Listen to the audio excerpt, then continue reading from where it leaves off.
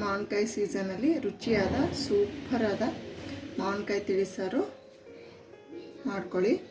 ಇದನ್ನು ಯಾವ ರೀತಿ ಮಾಡೋದು ಅಂತ ನೋಡೋದ ಬನ್ನಿ.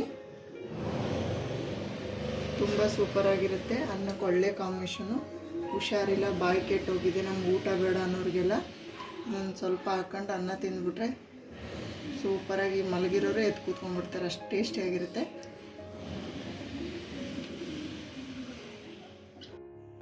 ಮಾವಿನಕಾಯಿ ಸೀಸನ್ ಅಂದಮೇಲೆ ಮಾವಿನಕಾಯಿನ ಪ್ರತಿಯೊಂದು ಇದರಲ್ಲಿ ಯೂಸ್ ಮಾಡ್ತೀವಿ. ಇವತ್ತು ನಾವು ಮಾವಿನಕಾಯಿ ತಿಳಿಸಾರು ಅಥವಾ ಮಾವಿನಕಾಯಿ ರಸಮ್ಮು ಮನೇಲಿ ಸಿಂಪಲ್ಲಾಗಿ ಬಾಯಿಗೆ ಚಟ್ಪಟ ರೀತಿ ಯಾವ ರೀತಿ ಮಾಡ್ಕೊಳ್ಳೋದು ಅಂತ ನೋಡೋದು ಬನ್ನಿ. ಈಗ ಮಾವಿನಕಾಯಿನ ಸಿಪ್ಪೆ ತೆಗೆದುಬಿಟ್ಟು ಹಿಂಗೆ ಚಿಕ್ಕ ಚಿಕ್ಕ ಪೀಸಾಗಿ ರಫ್ಲಿ ಕಟ್ ಮಾಡ್ಕೊಂಡಿದ್ದೀನಿ ಅಷ್ಟೇ. ಈಗ ಸ್ವಲ್ಪ ನೀರು ಹಾಕ್ಬಿಟ್ಟು ಇದನ್ನು ಬೇಯಕ್ಕೆ ಇಡ್ತಾ ಇದ್ದೀನಿ. ಇದು ಒಂದು 2-3 ನಿಮಿಷ ಬೇಯಬೇಕು. ಮಾವಿನಕಾಯಿ ತಿಳಿಸಾರಿಗೆ ಇಲ್ಲೊಂದು 10-20 ಕಾಳು ಮೆಣಸು, 1 ಟೇಬಲ್ ಸ್ಪೂನ್ ಅಷ್ಟು ಜೀರಿಗೆ, 4 ಕಾಳು ಮೆಂತ್ಯ ಹಾಕ್ಕೊಂಡು ಇದನ್ನೀಗ ಡ್ರೈ ರೋಸ್ಟ್ ಮಾಡ್ಕೊಳ್ಳೋದ. ನೋಡಿ, ಇದನ್ನು ಸ್ವಲ್ಪ ಹುರ್ಕೊಳ್ಳೋದ ಚೆನ್ನಾಗಿ ಘಮ ಬರೋವರೆಗೂ.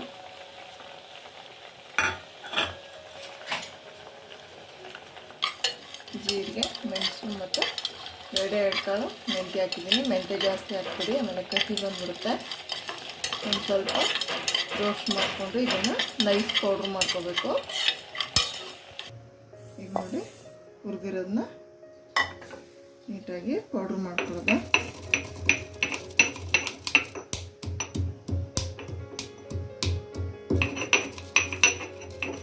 ಮಿಕ್ಸಿಗೆ ಹಾಕೋದಕ್ಕಿಂತ ಈ ರೀತಿ ಕುಟ್ಟಿ ಕೈಯಿಂದ ಇದು ಮಾಡಿದ್ರೆ ಟೇಸ್ಟ್ ಚೆನ್ನಾಗಿರುತ್ತೆ.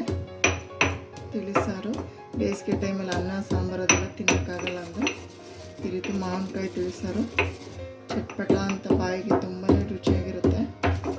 ಟ್ರೈ ಮಾಡಿ ಎಲ್ಲರೂ. ಮಾವಿನಕಾಯಿ ಸೀಸನ್ ಅದರಿಂದ ಸಿಗುತ್ತೆ. ಈಗ ನೋಡಿ, ಈಗ ಪೌಡ್ರ್ ಆಗಿದೆ, ಎಷ್ಟು ರಫ್ಲಿ ಪೌಡ್ರ್ ಮಾಡ್ಕೊಂಡಿದ್ದೀನಿ.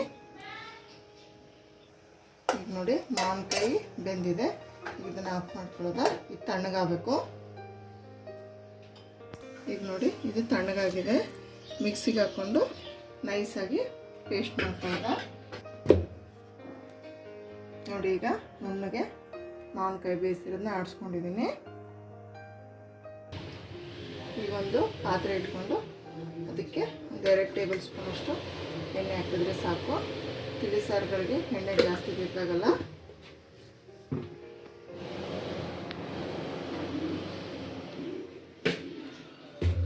ಈಗ ಇದಕ್ಕೆ ಸ್ವಲ್ಪ ಹಿಂಗೆ ಸೇರಿಸ್ಕೊತಾ ಇದ್ದೀನಿ. ಹಿಂಗು ಡೈಜೆಷನ್ಗೆ ತುಂಬಾ ಒಳ್ಳೆಯದು. ಎಲ್ಲ ಪ್ರತಿಯೊಂದು ಅಡುಗೆಗೆ ಹಿಂಗೆ ಯೂಸ್ ಮಾಡಬೇಕು. ಮತ್ತು ಸಾಸಿವೆ, ಜೀರಿಗೆ ಅದೆಲ್ಲ ಮಿಕ್ಸ್ ಮಾಡಿ ಇಟ್ಕೊಂಡಿರ್ತೀನಿ ನಾನು ಯಾವಾಗಲೂ. ಅದನ್ನು ಇದಕ್ಕೆ ಸೇರಿಸ್ತಿದ್ದೀನಿ.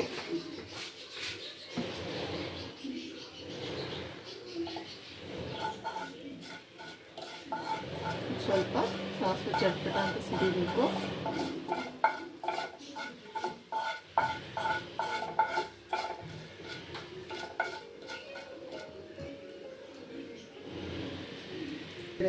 ಬೆಳ್ಳುಳ್ಳಿ ಜಜ್ಕೊಂಡು ಇಟ್ಕೊಂಡಿದ್ದೆ, ಅದನ್ನು ಇದಕ್ಕೆ ಸೇರಿಸ್ತಿದ್ದೀನಿ. ಖಾರಕ್ಕೆ ನಾನು ಹಸಿಮೆಣಸಿನ್ಕಾಯಿ ತೊಗೊಂಡಿದ್ದೀನಿ, ಉದ್ದದಾಗಿ ತಿಳ್ಕೊಂಡಿದ್ದೀನಿ. ಇದನ್ನು ಸ್ವಲ್ಪ ಎಣ್ಣೆಯಲ್ಲಿ ಫ್ರೈ ಹಾಕಬೇಕು.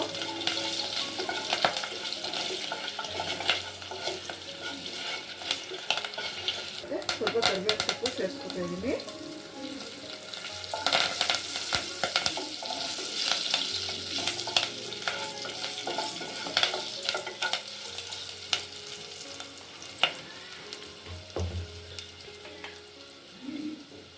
ಈಗ ಒಂದು ಸ್ವಲ್ಪ ಚಿಟಿಕೆ ಅರಿಶಿನ ಸೇರಿಸ್ಕೊತಾ ಇದ್ದೀನಿ.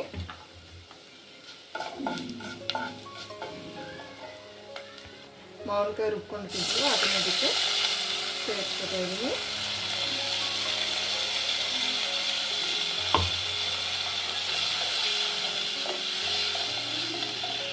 ತಿಳಿಸಾರಿಗೆ ಎಷ್ಟು ನೀರು ಬೇಕು ಅಷ್ಟನ್ನ ನಾವೀಗ ಮಿಕ್ಸ್ ಮಾಡ್ಕೊಳ್ಳೋಣ.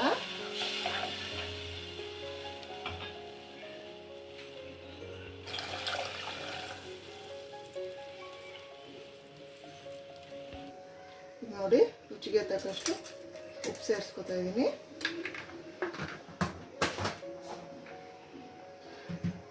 ಮತ್ತು ಒಂದು ಸ್ವಲ್ಪ ಬೆಲ್ಲ ಹಾಕ್ತಾಯಿದ್ದೀನಿ. ಬೆಲ್ಲ ಬೇಡ ಅಂದರೆ ಬಿಡ್ಬೋದು, ಏನು ತೊಂದರೆ ಇಲ್ಲ. ಇದು ಚೆನ್ನಾಗಿ 2 ನಿಮಿಷ ಕುದೀಲಿ.